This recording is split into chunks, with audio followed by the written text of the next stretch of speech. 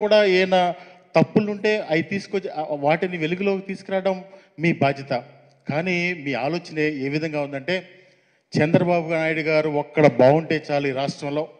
చంద్రబాబు నాయుడు గారికి ఒక్కరికే మేలు చేయాలి, మేలు జరగాలి అని చంద్రబాబు నాయుడు గారు భజన చేసే కార్యక్రమం ఏ విధంగా సమంజసమో ఒక్కసారి ఆ ఈనాడు పత్రికా యాజమాన్యం ఆలోచించాలి. ఈ రాష్ట్ర ప్రజలందరూ కూడా గమనించవలసిందిగా మనవి చేస్తా ఉన్నా.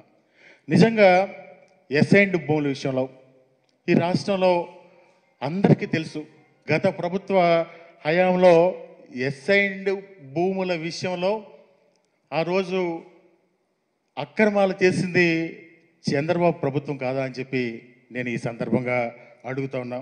ఎందుకంటే దాదాపుగా ఎస్సీ, ఎస్టీ, బీసీ మైనార్టీలకి చెందినటువంటి ఆ రోజు అమరావతిలో దాదాపుగా 1100 ఎకరాల భూమిని మీకు దక్కదు అని చెప్పి ఆ రోజు పేదవాళ్ళని తప్పుదో పట్టించి ఎస్సీ, ఎస్టీ, బీసీ మైనార్టీ రైతుల్ని ఎస్ఐండ్ భూములు మీకు దక్కవని చెప్పి ఆ రోజు తప్పుదో పట్టించి మళ్ళా ఒక జీవో ఇచ్చి వాళ్ళ బినామీలకి దాదాపుగా 1336 మంది ఆ రోజు బినామీలకి ఆ ఎస్ఐండ్ భూములు కట్టబెట్టి మళ్ళీ ఆ ల్యాండ్స్ మళ్ళీ పూలింగ్లోకి తీసుకుంది చంద్రబాబు కాదా అని చెప్పి నేను అడుగుతా ఉన్నా.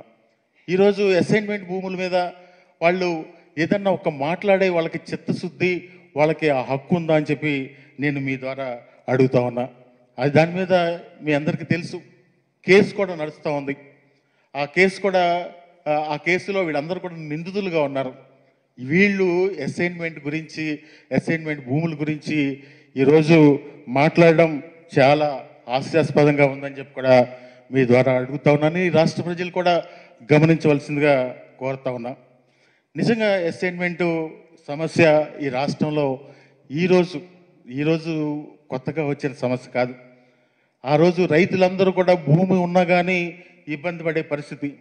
భూమి ఏదన్నా కష్టం వస్తే ఏదన్నా ఒక అరెకరం భూమి అమ్ముకోవడానికో, పావు ఎకరం భూమి అమ్ముకోవడానికో లేని పరిస్థితి ఈ రాష్ట్రంలో దాదాపుగా 1954 నుంచి, అంటే ఈ 70 సంవత్సరాల్లో అసైన్ చేసినటువంటి భూములన్నిటికీ కూడా అటువంటి పరిస్థితి కలిగిన పరిస్థితి అంతా కూడా ఈ రాష్ట్ర ప్రజలందరికీ తెలుసు.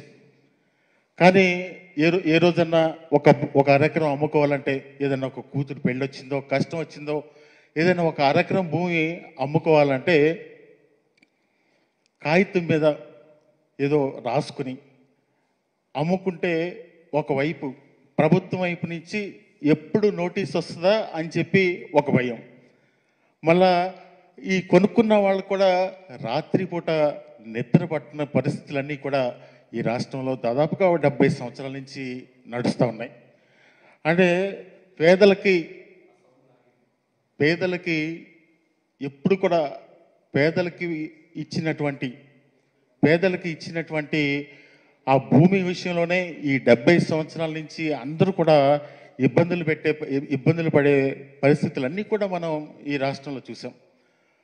అదేవిధంగా ఈ రాష్ట్రంలో స్వతంత్రం వచ్చిన తర్వాత వివిధ వర్గాల ప్రజలందరికీ కూడా అలాట్ చేసేటటువంటి భూములు స్వతంత్ర సమర యోధులకు కానీ, అదేవిధంగా మన ఎక్స్ సర్వీస్ మ్యాన్ కానీ వీళ్ళందరికీ కూడా అలాట్ చేసిన భూములన్నీ కూడా వాళ్ళు 10 సంవత్సరాల తర్వాత అమ్ముకునే అవకాశం ఉంది. కానీ ఈ రాష్ట్రంలో పేద ప్రజలకు ఒక్కళ్ళకే అటువంటి అవకాశం లేకుండా పోయింది ఈ చట్టం వల్ల. అంటే 1977 సంవత్సరంలో తీసుకొచ్చినటువంటి పిఓటి యాక్ట్ వల్ల, ఆ పిఓటి యాక్ట్ వల్ల భూమి ట్రాన్స్ఫర్ అయ్యే పరిస్థితులు లేవు.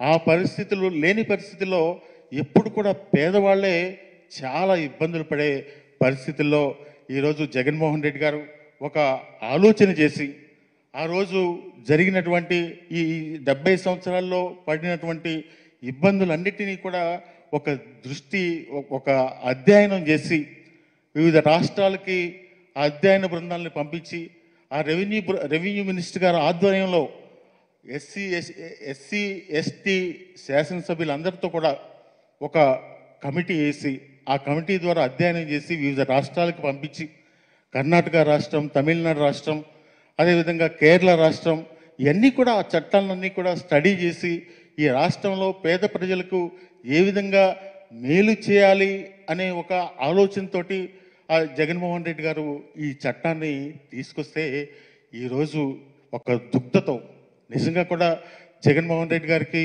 ఒక ఏదైనా ఒక జగన్మోహన్ రెడ్డి గారికి కానీ ఈ గత ప్రభుత్వానికి కానీ ఒక స్వార్థం ఉంటే ఒరిజినల్ ఎస్ఐనికి కానీ వాళ్ళ కుటుంబ సభ్యులకు కానీ హక్కులు సంక్రమించాలని చెప్పి చట్టం చేసేవాళ్ళు కాదు.